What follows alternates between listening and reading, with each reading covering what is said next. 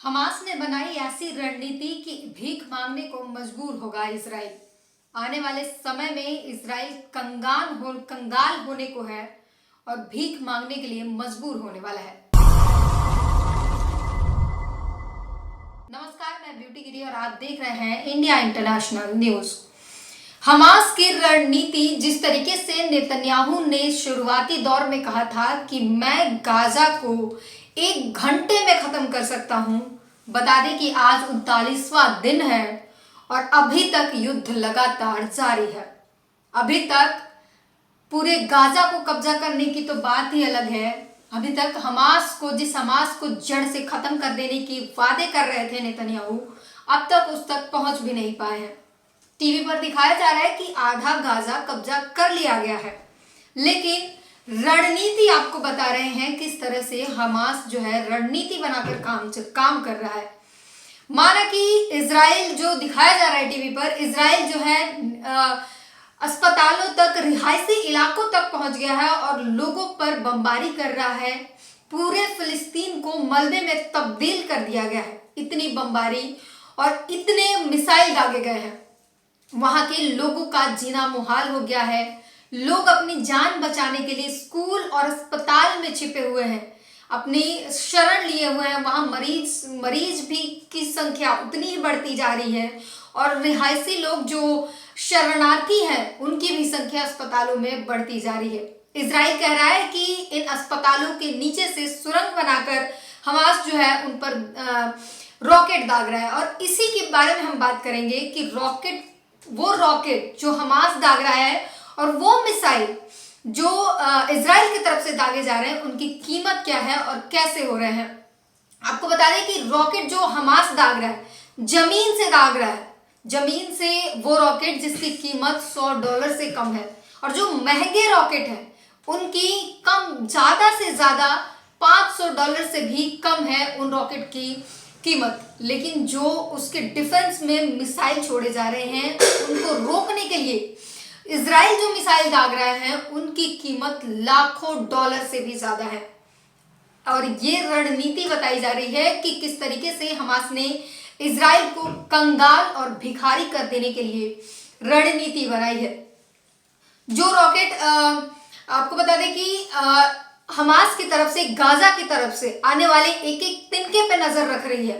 Israeli सेना जो है वो हर एक चीज को बहुत गंभीरता से ले रही है और इसी को लेकर जो है हर एक रॉकेट जो गाजा की तरफ से आ रहे हैं, जो हमास की तरफ से दागे जा रहे हैं, उनको रोकने के लिए, उनको नस्तो नाबूद करने के लिए इजराइल अपने महंगे महंगे मिसाइल दाग रहा है।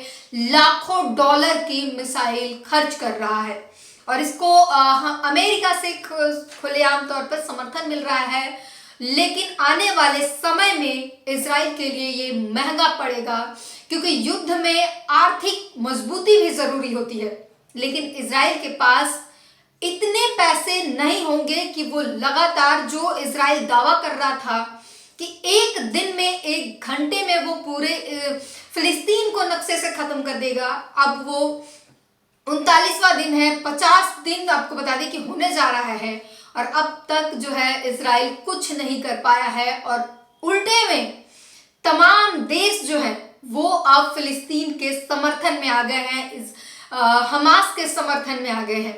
एशिया से बता दें कि एशिया से अब जो है भारत, जो पहले वोटिंग में वॉकआउट कर गया था, और पहले वोटिंग में 120 देश ऐसे थे जिन्होंने कहा था कि फिलिस्तीन और इजराइल का युद्ध समाप्त होना चाहिए, रुक जाना चाहिए। जो बच्चों और महिलाओं पर बर्बरता हो रही है, फिलिस्तीनी नागरिकों के ऊपर जो बर्बरता हो रही है, उसे खत्म होना चाहिए। और वहीं 14 देश ऐसे थे जिन्होंने इजराइल के समर्थन में वोटिंग की थी। उस वक्त भारत जो है वॉकआउट कर गया था, लेकिन अब भारत ने खुलकर फिलिस्तीन का समर्थन किया है, हमास का समर्थन किया है और इजराइल के विरोध में है। और हालिया अपडेट ये है कि अब जो है 145 देश जो हैं वो खुलेआम फिलिस्तीन के समर्थन में, हमास के समर्थन में आ गए हैं और मात्र 7 ऐसे देश रह गए हैं जो इजराइल के समर्थन में है। और मात्र एक लौता अमेरिका ऐसा देश है जो मजबूत है, जिससे सहारा मिल सकता है इजराइल को, जो हथियार सप्लाई कर सकता है। लेकिन 145 देश हैं जो फिलिस्तीन के साथ में खड़े हैं। वही आपको बता दें, पहले से ही इजराइल पर ईरान, सीरिया, लेबनान जैसे देशों का हमला चल रहा था। वो तमाम ऐसे जो है वो इजराइल पर हमले कर रहे हैं, अपने रॉकेट दाग रहे हैं। अब जो है अरब देश भी इसमें शामिल हो गया है। खुलकर इजराइल के विरोध में अरब देश सामने आकर इस मैदान में, युद्ध के मैदान में कूद चुका है। और अब इजराइल के लिए संकट का बादल छा गया है, बड़ी संकट की बात हो गई है। आपको बता दें कि इजराइल के जो सीमावर्ती क्षेत्र हैं, वहां के जो शहरे हैं, वो इजराइल खाली करा रहा है, क्योंकि चारों तरफ से इजराइल पूरी तरीके से घिर चुका है।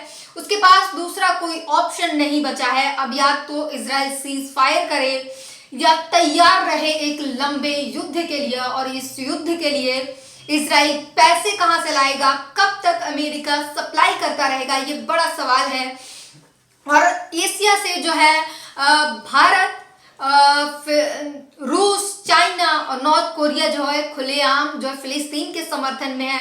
रूस लगातार फिलिस्तीन को हथियारों की सप्लाई कर रहा है। एक तरीके से बता दें कि रूस जो है वो अमेरिका से बदला लेना चाहता है। अपने यूक्रेन और रूस की जो लड़ाई हुई थी उसमें अब तक जो रूस का था कि हम जल्द से जल्द इस युद्ध को खत्म कर देंगे, लेकिन अब तक खत्म ना हो पाने की, इस युद्ध में रूस की जीत ना होने का एक बड़ा कारण अमेरिका है। अमेरिका के हथियारों की सप्लाई है, जिसके कारण आज तक ये युद्ध बना हुआ है। और इसी का बदला रूस खुलेआम अमेरिका से इजराइल के माध्यम से लेना चाहता है।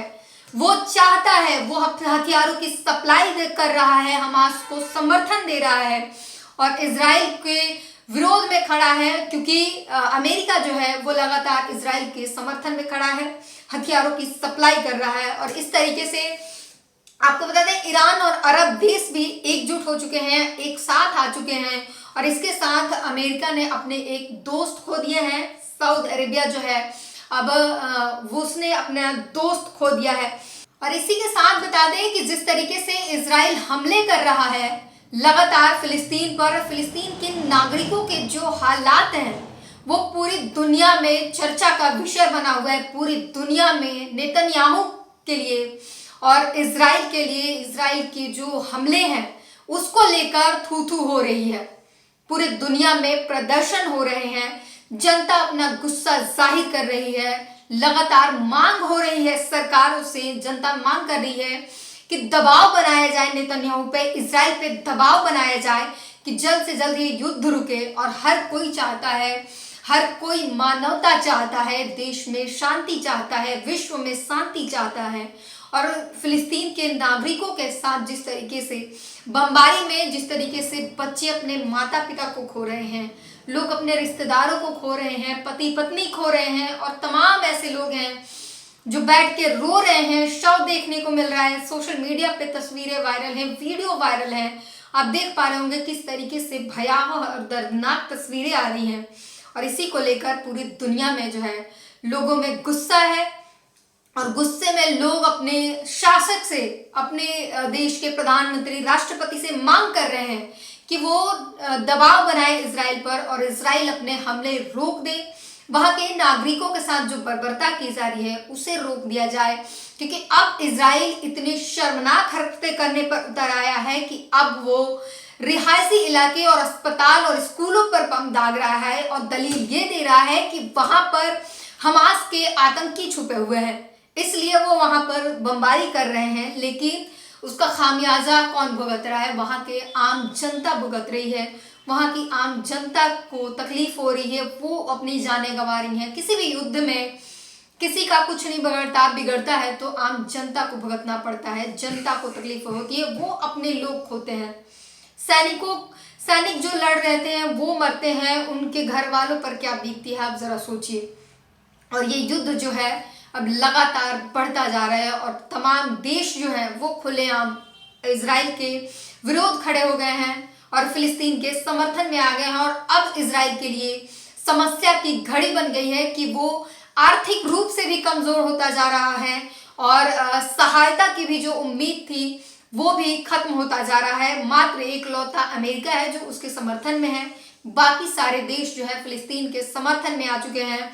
और अब जो ये देश है ईरान, लेबनान और तमाम जो संगठन है वो निश्चय कर चुके हैं, वो तय कर चुके हैं कि जहां एक तरफ नेतन्याहू बोल रहे थे कि गाजा को खत्म कर देंगे, कब्जे में ले लेंगे, फिलिस्तीन को खत्म कर देंगे, अब इनके ऊपर भारी पड़ता जा रहा है।